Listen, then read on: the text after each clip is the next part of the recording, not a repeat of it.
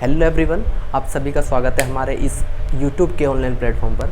और आज हम केमिस्ट्री की इस सीरीज़ को आगे बढ़ाते हैं, अपनी क्लास शुरू करते हैं। मैंने कल आपको थोड़ा सा जो पढ़ा था उसके बारे में थोड़ा रिवाइज़ करा देता हूँ ताकि आप अच्छे से आज की क्लास भी समझ पाए। जैसे मैंने समझा था हाइड्रोजन बम और परमाणु बम में क्या अंतर था, जो मेजर टॉपिक कल के थे। तो हाइड्रोजन बम क्या था, वो शक्तिशाली अधिक था और आपका घातक कम था। इसी तरीके से परमाणु बम जो था वो घातक अधिक था, शक्तिशाली कम था। उसके अंदर से अल्फा बीटा गामा यानी कि रेडियो एक्टिव एलिमेंट निकलते थे। अब जैसे मैंने आपको बता कि भाई परमाणु जो बम है, अगर उसको कंट्रोल किया जा सकता है तो क्या बनेगा, न्यूक्लियर पावर प्लांट, यानी कि विद्युत बिजली बनाई जा सकती है। अगर आउट ऑफ कंट्रोल हो गया तो क्या बन जाएगा, बम, यानी कि लोगों को मार देगा या वहाँ की सारी चीज़ों को ख़त्म कर देगा, यानी कि जीव जंतु को भी मारेगा और सारी जो चीज़ें उन्हें रेडियो एक्टिविटी एक्टिव कर देगा और ज़मीनें गिरा देगा, बिल्डिंग गिरा देगा, शॉक वेव निकलेगी, मतलब तबाही मचा देगा सबको, आदमी को भी, ज़मीनों को, सब कुछ, यानी कि बंजर बना देगा। ठीक है, ऐसी स्थिति क्रिएट कर देगा। फिर क्या था, मैंने कल बताया कि एक डिजास्टर हुआ था, एक दुर्घटना हुई थी, किसमें, यूक्रेन में। यूक्रेन में एक चेर्नोबिल जगह है, शहर है, उसको बोला था चेर्नोबिल दुर्घटना। सबसे बड़ी परमाणु दुर्घटना चेर्नोबिल में हुई थी, 90s की बात है, 90s के समथिंग की बात है। तो उस टाइम पे क्या था, उसमें क्या हुआ था, जैसे मैंने आपको कल समझाया था कि हमारा क्या था, हम है ना कवर किससे करते थे आपको, कंक्रीट से। ठीक है, मैंने समझा था कल आपको कि जो कवर देते हैं कंक्रीट से देते हैं। तो वहाँ क्या हुआ, थोड़ा सा बता देता हूँ, थोड़ा समय लूँगा आपका, नॉलेज के लिए अच्छा है। अभी करंट में इशू चल भी रहा तो मैं आपको डिस्कस कर भी दूँगा, थोड़ा सा करंट अफेयर में भी ये डिस्कशन चल रहा है। तो क्या था, उनका जो कवर था वो कंक्रीट का था। अब हुआ क्या, जो वहाँ पर साइंटिस्ट, उसका जो हेड बना हुआ था साइंटिस्ट का, वहाँ पर 4 यूनिट उनकी लगी हुई थी जहाँ पर बिजली बनाई जाती थी यूक्रेन में। ठीक है, चेर्नोबिल जगह का नाम था, शहर था चेर्नोबिल। तो वहाँ पर एक सबसे यंग यानी कि 26 साल के साइंटिस्ट थे, मैं अपॉइंट किए थे हेड पे, मतलब उनके हेड थे जो। तो क्या हुआ, जैसे ही आउट ऑफ कंट्रोल हो गया क्या चीज़, न्यूट्रॉन भारी मात्रा में निकलने लग गए। और क्या हुआ, जो यहाँ पे छड़ लगी हुई थी, किसकी, कैडमियम और बोरान की। चलो मैंने आपको बता तो था। तो यहाँ पे छड़ लगी हुई थी कैडमियम और बोरान की। वो क्या करती थी, वो न्यूट्रॉन को सोख लेती थी। तो भाई क्या हुआ, कैडमियम और बोरान की छड़ें वहाँ से हट गई, यानी कि आउट ऑफ कंट्रोल होगी। जैसे आउट ऑफ कंट्रोल हुआ, उन्हें समझ नहीं आ गया क्या होना, और वो है ना पूरा जो एटॉमिक पावर प्लांट था वो पूरा फट गया। जैसे फट गया, वहाँ की रेडिएशन फैलने शुरू होगी, आसपास के लोग तो तभी मर गए। और वहाँ के 20 किलोमीटर यानी कि 20-40 किलोमीटर, जैसे कि एक ज़िला भी 30-40 किलोमीटर का एरिया रखता है, वो पूरा शहर था, उस शहर की तबाही मच गई। वहाँ पे बुरा हाल हो गया और वहाँ पर हर एक चीज़ रेडियो एक्टिव होगी, यहाँ तक कि बिल्डिंगें ढागी सारी, लोग मरने शुरू हो गए दूर दूर तक। उस टाइम पे यूक्रेन क्या था, रशिया का पार्ट था। ठीक है, रशिया का पार्ट में आता है, रशिया बिल्कुल बगल में ही है। अब बॉर्डर लगती है उसकी, जैसे भारत पाकिस्तान पहले एक ही थे, अब उसकी बॉर्डर लगती है, सेम ऐसा ही कुछ है। ठीक है, बिल्कुल ऐसा ही है। ठीक, तो भाई वहाँ पे जो दुर्घटना हुई थी, सबसे बड़ी दुर्घटना मानी जाती है यूक्रेन में। ठीक है, चेर्नोबिल परमाणु दुर्घटना। ठीक है, आपके करंट अफेयर के लिए सही था। अब समझो अभी करंट में क्या इशू चल रहा है। अभी पाकिस्तान ने भारत पर एलिगेशन लगाया, यानी कि आरोप थोपा है कि भारत ब्लैक मार्केट यानी कि गलत गतिविधियों से रेडियो एक्टिव पदार्थ भेज रहा है, यानी कि यूरेनियम की बात कर रहा है। ये 8 मई की बात है। देखो आपको डिस्प्ले पे दिखाई भी दे रहा होगा, मैंने स्क्रीनशॉट डाला है ट्विटर का। ये इसमें क्या है, देखो साफ साफ लिखा है इन्होंने, मैं एक मिनट टाइम में पढ़ लेता हूँ। देखो इन्होंने लिखा कि we have noted with serious concern report about the resize of the more than 7 kg natural uranium from the unauthorised person in India. Security of nuclear material should be top priority of all country and there is a need for through investigation of the matter. ठीक है, ये आपका spoken person MOF का यानी कि पाकिस्तान का जो उसमें ऑफिस है, उससे ही ट्वीट किया गया है। ये कह रहा है कि भारत है ना गलत गतिविधियों के तरीके से रेडियो एक्टिव पदार्थ को बेच रहा है ब्लैक मार्केट में।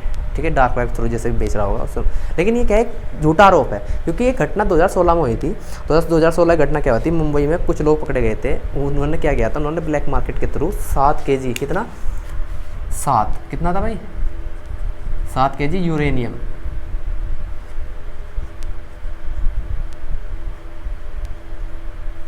7 kg यूरेनियम ब्लैक मार्केट के थ्रू बेचा था किसी और कंट्री को। तो वे लोग पकड़े गए थे। 7 kg की कीमत पता कितनी होती है यूरेनियम की, 21 करोड़ रुपए। समझ रहे हो, 7 करोड़ यानी कि 7 × 21 यानी कि 3 करोड़ का 1 kg। ठीक है, इतनी भारी कीमत थी। ये फालतू के लिए है ना, पाकिस्तान अपनी नापाक हरकतों से बाज नहीं आता, वो ऐसे काम करता रहता है, उसकी बात को सीरियस नहीं लेता। ये बाहर के देशों को इस चीज़ के लिए फालतू में भारत के ऊपर इल्ज़ाम लगवा रहा है कि ये सब चीज़ें होती है। तो करंट में ये तो चल रहा है, 8 मई का ट्वीट है, आपको मैंने दिखाया। तो ये करंट के बारे में थी, जो टॉपिक चल रहा था, मैंने सोचा कि आपको डिस्कशन किया जाए। ठीक है, अब हम शुरू करते हैं अपनी क्लास। ठीक है, थोड़ा सा टाइम वेस्ट किया उसके लिए सॉरी। ठीक है, अब देखो आज हम शुरू करते हैं न्यूट्रॉन बम। मैंने आपको पढ़ा दिया हाइड्रोजन बम, न्यूक्लियर बम, दूसरा क्या है न्यूट्रॉन बम। न्यूट्रॉन बम क्या है भाई, न्यूट्रॉन बम भी वही है। ठीक है, लेकिन क्या है, ये सिर्फ जीव जंतु को मारता है। ये किसी सामान को, जैसे मान लो यहाँ पर न्यूट्रॉन बम मार दिया जाए तो क्या होगा, बोर्ड कुछ नहीं होने का, ये कैमरा चल रहा है कैमरा कुछ नहीं होने का, ये माइक लगा कुछ नहीं होने का, जो भी यहाँ इलेक्ट्रिक सामान है वैसा सामान रखा हुआ है कुछ नहीं होने का। ये क्या इफेक्ट करता है, सिर्फ जीव जंतुओं को।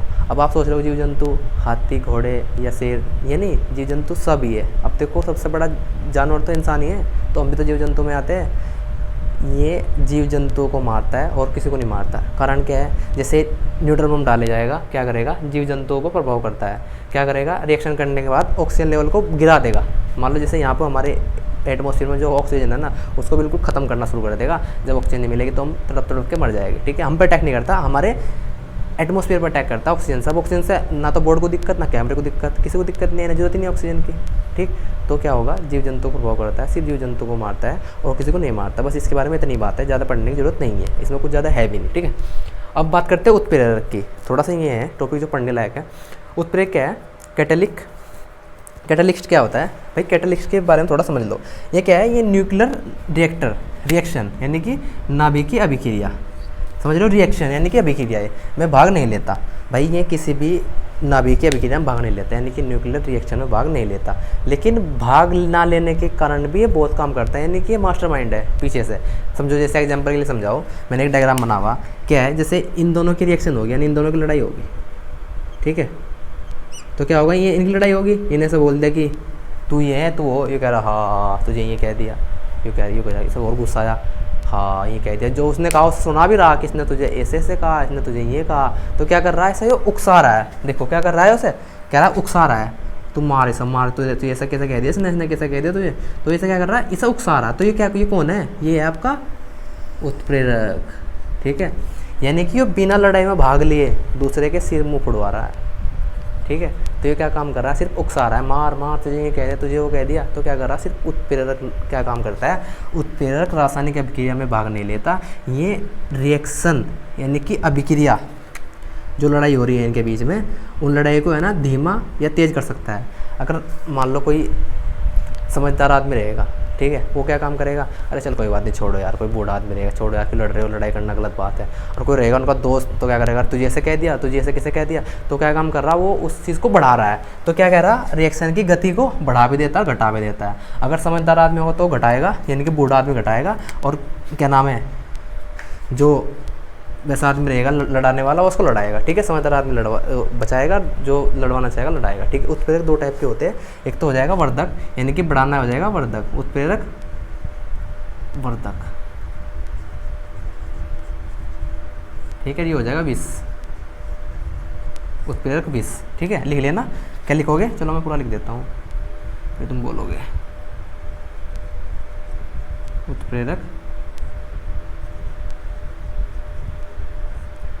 ये हो जाएगा तुम्हारा उत्प्रेरक विष। ठीक है भाई, हिंदी मीडियम वालों के लिए तो ये है, और इंग्लिश मीडियम वाले क्या लिखोगे, क्या काम करेगा, पॉजिटिव यानी कि धनात्मक, और ये क्या बोलेगा नेगेटिव यानी कि ऋणात्मक, यानी कि इंक्रीज और डिक्रीज। आसान है, लेकिन हिंदी मीडियम वालों के लिए थोड़ा टफ है। क्या है, वर्धक और विष, लेकिन हिंदी मीडियम वाले बड़े खतरनाक होते, समझ जाते हैं। ठीक है भाई, अब ये आपका इतना हुआ, क्या काम करता है, ये बिना रासायनिक अभिक्रिया में भाग लिए आपकी अभिक्रिया को तेज या धीमा कर देगा। जैसे एग्जांपल के लिए समझो, क्या लिखा हुआ, मैंने लिखा हुआ वनस्पति घी, यानी कि जो डाल्टा घी होता है। अब डाल्टा घी में उसकी अभिक्रिया को तेज करने के लिए, यानी कि जल्दी हमें घी बन जाए, हमारा डाल्टा घी जल्दी बन जाए, तो क्या काम कर देता है, यो निकिल मिला दिया जाता है। तो जैसे ही निकिल मिलाएंगे हम वनस्पति घी में, तो क्या काम करेगा, उसकी जो रिएक्शन है, जो धीमे होती है, उसको तेज़ कर देगा, फटाफट फटाफट फटाफट कर देगा। तो क्या होगा, जल्दी हमें वनस्पति मिल जाएगी, वनस्पति घी जल्दी मिल जाएगा। तो निकिल उसमें क्या है, उत्प्रेरक का काम करता है। एग्जाम्पल क्वेश्चन में, जैसे पेपर में जो क्वेश्चन आएंगे, मैं आपको PDF प्रोवाइड करा दूँगा। जैसे आज की क्लास में भी मैं आपको PDF डिस्क्रिप्शन में ऐसे जाओगे आप, तो एक सेक्शन लिखा रहेगा, जैसे नीचे जाओगे आप, लिखा रहेगा PDF पे क्लिक करोगे तो PDF जो लिंक दिया रहेगा उस लिंक पे खुलते ही आप जो पहुँच जाओगे टेलीग्राम के हमारे चैनल पर। टेलीग्राम के चैनल पे आपको सारी PDF सीक्वेंस वाइज मिलती रहेगी। जैसे मैंने नंबर 1 डाला और चैप्टर का नाम लिखा हुआ, तो अभी जैसे पिछली क्लास हुई उनकी PDF देता रहूँगा, धीरे धीरे आप इस तक पहुँच जाओगे। ठीक है, अब PDF में कंटिन्यू डाल दूँगा। ठीक है, आज से। और दूसरे अमोनिया है, तो अमोनिया में अगर हम क्या डाल दें, Fe यानी कि लोहा डाल दे, तो अमोनिया की अभिक्रिया को तेज़ कर देगा। तो लोहा क्या है, इसमें उत्प्रेरक का काम कर रहा है, यानी कि किसी चीज़ को बढ़ाना और घटाना। ठीक है, क्या कहलाता है, उत्प्रेरक कहलाता है। लेकिन खुद नहीं आता, बस मास्टरमाइंड पीछे से काम करता है। ठीक है, मैंने लिखा हुआ, जो ये लिखा हुआ नहीं कौन है, ये उत्प्रेरक है। आई बात समझ। इसके बाद शुरू करते हैं, इसके बाद बताता हूँ मैं आपको, इसके बाद बात करते हैं अभिक्रियाओं की, यानी कि रिएक्शंस की। रिएक्शंस में क्या है, सारी टाइप है, सारी 3-4 टाइप की रिएक्शन होती है, डबल डिस्प्लेसमेंट, सिंगल डिस्प्लेसमेंट, या फिर आपकी रिवर्सेबल, नॉन रिवर्सेबल। तो पहली क्या है आपकी रिवर्सेबल, यानी कि उत्क्रमणीय। हिंदी मीडियम वाले लिखो उत्क्रमणीय, बड़ा खतरनाक सा वर्ड है उत्क्रमणीय, और इंग्लिश मीडियम वालों के लिए बहुत आसान, रिवर्सेबल, समझ में आता है, रिवर्स हो जाएगा। ठीक, तो ये क्या है, इसको तो रिटर्न किया जा सकता है। क्या किया जा सकता है इसको, रिटर्न, यानी कि वापस। जैसे अगर पानी से बर्फ़ बन गया, ठीक है, अब तुम्हें बर्फ़ से पानी बनाना, तो क्या है, दोनों रिवर्सेबल है ना, यानी कि पानी से बर्फ़ से पानी, और बर्फ़ से पानी से बर्फ़, और बर्फ़ से पानी। और जैसे मोम से, जैसे मोमबत्ती वाला मोम होता है, मोम से देखो, मोम की 2 कैटेगरी होती है। अगर मोम पिघला, ठीक है, अगर मोम पिघलता है ना, तो मोम को वापस जोड़ कर मोम बनाया जा सकता है। अगर मोम जल गया फिर नहीं आने का, तो क्या कह रहा है, मोम पिघला हुआ। ठीक है, मैं लिख देता हूँ यहाँ, पिघला हुआ लिख लेना, ये क्वेश्चन आता है भाई, क्योंकि सेम हो जाता है। पिघला हुआ यानी कि मेल्ट, CBSE वाला ले लो, मेल्ट मतलब मेल्ट हो जाता है। तो क्या हो जाएगा, अगर मोम पिघला तो कौन सी अभिक्रिया कहलाएगी, फिजिकल, यानी कि कौन सी, फिजिकल, उत्क्रमणीय। इसको लिख लो, फिजिकली बोल देते हैं इसको, क्या, फिजिकल रिएक्शन, यानी कि भौतिक।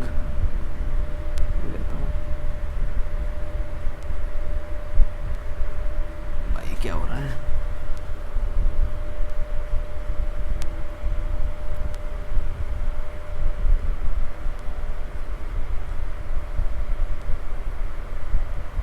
क्या है, भौतिक अभिक्रिया।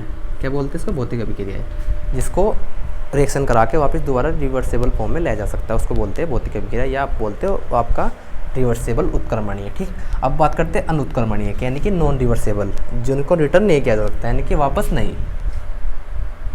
ठीक है, वापस नहीं किया जा सकता, इनको बोलते हैं भाई आपका केमिकल रिएक्शन। यहाँ लिख देता हूँ मैं, छूट गया मुझे, केमिकल रिएक्शन। ठीक है, यानी कि रासायनिक अभिक्रिया। ठीक भाई, जैसे दूध से दही बना दो, जैसे दूध हमने दही डाल दी, उसमें दही बन गई, अब दही से दूध बनाया जा सकता है, नहीं। तो कैसी अभिक्रिया कहलाएगी, रासायनिक अभिक्रिया। अब क्वेश्चन दे देगा एग्जाम में, और आपको पहचानना होगा कि ये कैसा है कैसा नहीं। जैसे मैंने एक और लिखा हुआ, लोहे पर अगर जर लग जाए तो ये कैसी अभिक्रिया है भाई, अगर लोहे का जर बन गया तो वो लोहा खराब होगा, आपको हटाना पड़ेगा। आप ये नहीं कि जर को जोड़ के अपनी लोहा बना लो, क्योंकि वो खराब हो चुका, तो क्या रासायनिक अभिक्रिया, यानी कि रिवर्स नहीं किया जा सकता। मैंने यहाँ लिखा मोम, यहाँ मोम लिखा, यहाँ मोम लिखा था, यहाँ मोम लिखा था, लेकिन यहाँ क्या था, अगर मोम पिघल गया तो आप उसको वापस बना सकते हो जोड़ के। ये मैटर नहीं करता कि आप प्रॉपर जो था उसी सेम बनाओ, लेकिन जोड़ का तो वापस बना जा सकता है, रिवर्स तो किया जा सकता है ना। हमारा मैटर तो बचा हुआ ना, जो मटेरियल था, पदार्थ था।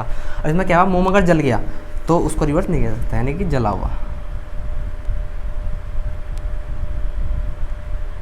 भाई ये क्वेश्चन पूछ सकता है, क्योंकि थोड़ा सा डिफरेंस है, इसलिए लिखवा दे मैंने। जो बढ़िया एग्जाम्पल थे मैं लिखवाया, बहुत सारे एग्जाम्पल, आप खुद भी थोड़ा दिमाग लगाओगे तो समझ में आ जाएगा। जैसे PDF में दूंगा तो PDF में बहुत सारे क्वेश्चन होंगे, आप आराम से कर लोगे। चैप्टर नंबर 1 के लगभग 300 क्वेश्चन है, आप कितने क्वेश्चन ट्राई कर लोगे ना, कि और कोई भी क्वेश्चन रिपीटेड नहीं है, सारे जो रिपीटेड क्वेश्चन है वो एक बार लिखे गया। ठीक है, तो बहुत ही बढ़िया क्वेश्चन है, अगर आप उन्हें सॉल्व करोगे तो मैं गारंटी लेता हूँ कि आप कहीं ना कहीं सिलेक्शन जरूर ले लोगे। ठीक है, विस्थापन क्या है, ये हो गया। अब है विस्थापन अभिक्रिया, यानी कि डिस्प्लेसमेंट रिएक्शन। मैंने आपको डिस्प्लेसमेंट समझाया था, क्या था, दो का गैप, वो चीज़ थी अलग, लेकिन ये क्या है, रिएक्शन की बात कर रहा है। जैसे रिएक्शन क्या है, अगर आपको समझाऊँ आपकी भाषा में ही, तो क्या है, जैसे आप किसी लड़के से प्यार करते हो भाई, बड़ा ये है कि बस शादी उससे करूँगा, बस उसके चक्कर में ना तो पढ़ाई करते ना कुछ, अपनी ज़िंदगी उसके चक्कर में दे रखी, बस ये इससे शादी करूँगा। अब हुआ क्या, अब लड़के घर रिश्ता आया, लड़का SSC CGL select, income tax inspector. अब भाई साहब लड़की ने शादी कर ली आपके गवर्नमेंट जॉब वाले ऑफिसर से और आप रह गए सही। तो क्या हुआ समझो, ये तो आप हो, ठीक है, और आपके साथ फिलहाल तो सी है, ठीक है, और भाई साहब एक हमारे है एसएससी, एक है हमारा इनकम टैक्स इंस्पेक्टर आईटीआई, ठीक है, आईटी लिख लो, आईटीआई जब खतरनाक हो जाएगा, इनकम टैक्स इंस्पेक्टर। अब क्या हुआ, जैसे रिएक्शन हुई, जैसे ही समय हुआ, उम्र हुई शादी की, क्या हुआ, अब तुमको तो मार दिया बाहर फेंक के, तो क्या हुआ, सी तो चली गई किसके साथ, किसके साथ, टीआई के साथ, आईटी के साथ, ठीक है, यानी कि इनकम टैक्स इंस्पेक्टर के साथ, यानी गवर्नमेंट जॉब वाले बंदे के साथ, और आप कहाँ रह गए, आप रह गए यहाँ, ठीक है, आपको मार दिया अलग फेंक कर, ठीक है भाई, अभी मौका है, पढ़ लो, ठीक है, समझ जाओगे मेरे इस एग्जाम्पल से। तो आपको तो कहाँ मारा फेंक कर, बाहर अलग। इसी तरीके से क्या है, एग्जाम्पल लिखा हुआ है H2SO4, क्या है भाई, ये सल्फ्यूरिक, ये एसिड है, मैंने आपको समझाया था, ठीक है, तो ये अलग बात है, फिलहाल रिएक्शन के बारे में बात कर लेते हैं। तो क्या हो रहा, ये तो आप हो H2O, ठीक है, H2O को जैसे ही गवर्नमेंट जॉब वाला बंदा मिला जिंक, ये तो आप हो, और ये वो है, ठीक है, जैसे ही इसको जॉब वाला बंदा मिला, ये तो इसके साथ सेट, और आपको कहाँ मारे फेंक के बाहर, ठीक है, आई बात समझ। तो क्या होता है, आपको एक अभिक्रिया दे देगा पेपर में, आपको पहचानना होगा, पूछेगा कि ये सिंगल डिस्प्लेसमेंट है, यानी कि वर्ग क्या है, विस्थापन अभिक्रिया है, या फिर सिंगल विस्थापन अभिक्रिया है, या डबल विस्थापन अभिक्रिया है। अब इसमें विस्थापन एक का ही तो होगा, तुम तो अकेले रह गए। अब इसके बाद पढ़ाता हूँ डबल डिस्प्लेसमेंट, आई होप समझ आया होगा। मैं इसके बाद शुरू करता हूँ, बताता हूँ कौन सी डबल डिस्प्लेसमेंट, पहले इसे नोट कर लो, फिर मैं बोर्ड मिटा देता हूँ, फिर बताओ, ठीक।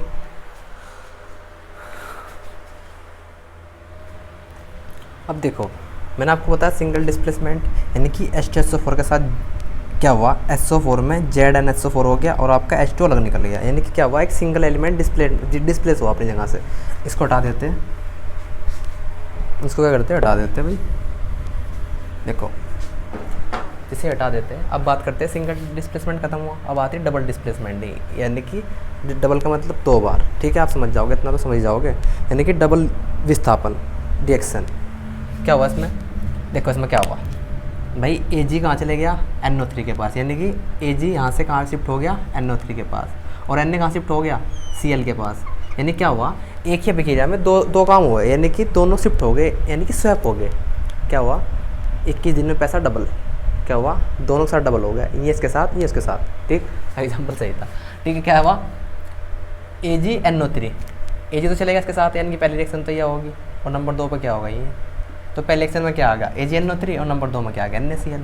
आई बात समझ, यानी कि डबल डिस्प्लेसमेंट। आपको एक रासायनिक की अभिक्रिया दे देगा एग्जाम में, और आपसे पूछ लेगा कि इसमें सिंगल डिस्प्लेसमेंट है, डबल डिस्प्लेसमेंट है, तो आप देख कर पहचान लोगे आसानी से, आपको समझ आएगा, ठीक। अब इसके बाद आता है आपका न्यूट्रिफिकेशन रिएक्शन, जैसे मैंने आपको ये पढ़ा भी दिया है, एसिड बेस, जब मैंने आपको पढ़ाया था एसिड बेस ये सब चीज़ें न्यूट्रिफिकेशन पढ़ा, तो मैंने वहाँ बता दिया था, छोटी सी बात थी, वो यहाँ बतानी है। क्या है, कोई रिएक्शन दे देगा, पूछ लेगा कि कौन सी अभिक्रिया है, डबल डिस्प्लेसमेंट है, सिंगल डिस्प्लेसमेंट है, या उदासीनीकरण की अभिक्रिया है। देखो क्या होगा, क्या है, HCl है, HCl क्या है, हाइड्रोजन है इसमें, हाइड्रोजन मतलब क्या है, ये एसिड है, ठीक है। यहाँ NaOH है, यहाँ भी NaOH है, तो मैंने क्या कहा था, OH जहाँ हो गया वहाँ बेस होता है, तो NaOH दोनों मिलकर क्या बना लेते हैं, उदासीन, यानी कि न्यूट्रिफिकेशन, यानी कि न्यूट्रल हो जाएगा, NuTRL, न्यूट्रल यानी कि उदासीन, ठीक है, उदासीन बोलते हैं, न्यूट्रल बोलते हैं, एक ही बात है, ठीक है भाई, क्या हो जाएगा, ये उदासीन। तो जैसे ही HCl और NaOH मिलता है तो क्या होता है, NaCl क्या होता है, नमक, ये तो बन गया आपका नमक। मुझे बताओ नमक कैसा था, नमक तो उदासीन था भाई, और इसका क्या हुआ, H2H का एक अणु है, 2H और 2 क्या बन गया, H2, क्या हो गया, जल, जल भी उदासीन है। तो ये कहने का मतलब क्या है इसका, कि जब एसिड और बेस की अभिक्रिया होती है ना, तो दोनों मिलकर क्या बनाते हैं, जो आउटपुट देगा वो क्या देगा आपका, उदासीन, वो उदासीन होगा, ठीक। अब इसकी अभिक्रिया ऐसे समझ लो, जैसे COH है, CaO यानी कि चूना, और यहाँ मिला दिया हमने H2O, ठीक है। इसकी पहली रिएक्शन क्या हो जाएगी, क्या बन जाएगा, CH2 CH3, यानी कि उदासीन अवस्था में आ जाएगा, ठीक है। वो देख लें क्या बैठेगा, ठीक है। मतलब क्या है कि एसिड और बेस मिलकर, ये वैसे पहले ही उदासीन था, तो ये रिएक्शन सही नहीं है, ये रिएक्शन नहीं, ये नहीं होने की भाई, ठीक है, ये गलत है, ठीक है, ये हटा लो, ये नहीं है, ये सही नहीं है, गलत है, ठीक, तो ये समझ लो बस, एग्जाम्पल ये इतना ही। HCl NaOH दोनों क्या है, ये एसिड है, ये बेस है। एसिड और बेस मिलकर जो रिएक्शन करते हैं उसको बोलते हैं न्यूट्रिफिकेशन, यानी कि उदासीनीकरण की अभिक्रिया। ठीक, अब बात करते हैं ऊष्माक्षेपी यानी कि एक्सोथर्मल। एक्सोथर्मल का मतलब क्या है कि जो एक्सो का मतलब होता है बाहर, इंडो का मतलब होता है अंदर। इंडो से समझ में आ रहा है कि अंदर, एक्सो का मतलब आ रहा है बाहर, एक्सो बाहर। एक आता है एक्सो बार, एक्सो बार को बाहर पढ़ो, एक्सो बार, एक्सो बार 3-4 बार बोलो समझ में आ जाएगा। एक्सो बार आता है बर्तन साफ करने वाला, एक्सो बार, एक्सो बार नहीं, एक्सो बाहर, बस हम क्या करना बाहर। तो एक्सो मतलब क्या, बाहर, यानी कि अभिक्रिया के बाद जो उष्मा होती है ना, जो उसके अंदर हीट होती है, उसे क्या कर लेता है, बाहर निकाल देता है। जैसे क्या है, एग्जाम्पल यहाँ बैठता है सही, ये क्या है, चूना है, आपने देखा होगा। जैसे चूना जो कली करते हैं ना, कली, वो चूना होता है। ठीक है, चूने में पानी डाल दो, कैसे बुलबुले उठने शुरू हो जाएंगे, टक टक टक टक। क्या होता है, वो उसकी जो हीट है ना उसको बाहर निकाल रहा है। क्या कर रहा है, उसको बाहर निकाल रहा है। जब उसमें बाहर निकाल रहा है तो क्या हो जाएगा, गर्म हो जाएगा। ठीक है, जैसे ही पानी मिलाओगे तो जो वो है ना, बाल्टी भी है, जब वो जो भी लिक्विड बनेगा वो गर्म हो जाएगा। क्यों हो जाएगा, क्योंकि उसमें से उसमें बाहर निकल रही है। तो अभिक्रिया के बाद जो उसमें बाहर निकालते हैं, जो बाहर निकाला खुद गर्म हो जाते हैं, वे क्या कहलाते हैं, एक्सोथर्मल, यानी कि 100 बार, 100 बार, 100 बार, 100 बार का मतलब 100 बाहर निकालते हैं, बस याद हो जाएगा। चूना प्लस पानी क्या है आपका, एक्सोथर्मल है, यानी कि ऊष्माक्षेपी है। क्या है, ऊष्माक्षेपी। हिंदी मीडियम वालों के लिए अलग ट्रिक, ऊष्माक्षेपी, ये आप वर्ड से याद रखो। और एक इंग्लिश मीडियम वालों के लिए सबसे बढ़िया 100 बार, 100 बार। ठीक, अब ऊष्माक्षेपी, ऊष्माशोषी, ऊष्माशोषी का मतलब क्या, शोषण, शोषेगा। लेकिन क्या हो जाए, अब जब पेपरों में है ना, एग्जामिनेशन होशियार हो गया, वो आपको हिंदी वाले वर्ड नहीं देता, क्योंकि हिंदी समझ में आ जाता है कि इसका मतलब क्या है। अब देखा आपको इंग्लिश में बोलेगा कि एंडोथर्मल, नाम बड़ा भयानक, समझे एंडोथर्मल है क्या। अरे भाई एंडोथर्मल, थर्मल कैसे होते हैं, गर्म होते हैं, कहाँ पहनते हैं, अंदर पहनते हैं। थर्मल तो अंदर ही पहनते हो ना, तो बस समझो कि एंडोथर्मल का मतलब अंदर की बात कर रहा है। यानी कि क्या करेगा, उष्मा को सोख लेगा। अभिक्रिया के बाद उष्मा को सोख लेता है। जैसे ही उष्मा को सोख लेगा तो क्या हो जाएगा, ठंडा हो जाएगा। ठीक है, यानी खुद ठंडा हो जाएगा। हम तो गर्मी दे देगा, लेकिन खुद ठंडा हो जाएगा। तो जैसे एग्जांपल लिखा हुआ, चीनी प्लस पानी, जैसे शरबत पीते हैं हम, तो चीनी मिला लेते हैं पानी में, इसलिए तो पीते हैं। तब गर्मी होती है, तभी तो मन करता है। जैसे गर्मी का सीज़न है, जब गर्मी के सीज़न में क्या करोगे, रूअफ़ज़ा बनाओगे, चीनी डालोगे, मिला के पी लोगे। तो क्या है, ठंडा करने के लिए, जिससे हमें थोड़ी रिलीफ मिल सके, थोड़ी राहत मिल सके। तो क्या है, चीनी आपका एक तरह से कार्बोहाइड्रेट है, चीनी है, और आपका H2O मिला दिया तो क्या बन गया, एंडोथर्मल, यानी कि ऊष्माशोषी। लिख देता हूँ मैं, ऊष्माशोषी। ठीक है भाई, आसान है, कोई दिक्कत वाली बात नहीं है यार, लिख लो। ये तो चीनी का होता है, ये होता है C6H12 और 6 ग्लूकोज, यानी कि ये भी एक काम करेगा। अगर ग्लूकोज में H2O मिला देगा ना, तो ये भी ये कहलाएगा। ठीक है, ये भी ऊष्माशोषी है, क्योंकि ये भी ठंडा ही होता है। ठीक है, आज की वीडियो में इतना ही। आई होप आपको समझ आया होगा। बस क्या है, जो ये टॉपिक थे बाद वाले, इनके नाम बहुत ज़्यादा मैटर करते हैं। आपको इनके नाम पर ध्यान देना है, हिंदी में भी और इंग्लिश में भी। अभी मैं सोचा कि सर मैं तो इंग्लिश मीडियम से, मैं तो हिंदी वाले नहीं पढ़ूंगा, मैं हिंदी मीडियम से इंग्लिश वाले नहीं पढ़ूंगा। भाई एग्जामिनर समझ में नहीं आता कब हिंदी वाले वर्ड देते, कब इंग्लिश वाले वर्ड देते। अब दोनों चीज़ बराबर होगी। पहली बात तो आप साइंस पढ़ रहे हो यार, साइंस में कोई हिंदी इंग्लिश होती ही नहीं है, सब टेक्निकल चीज़ें होती है। आपको दोनों चीज़ आनी चाहिए, हिंदी में भी और इंग्लिश में भी। ठीक है, आज के लिए इतना ही, पढ़ते रहिए, तब तक के लिए बाय, जय हिंद।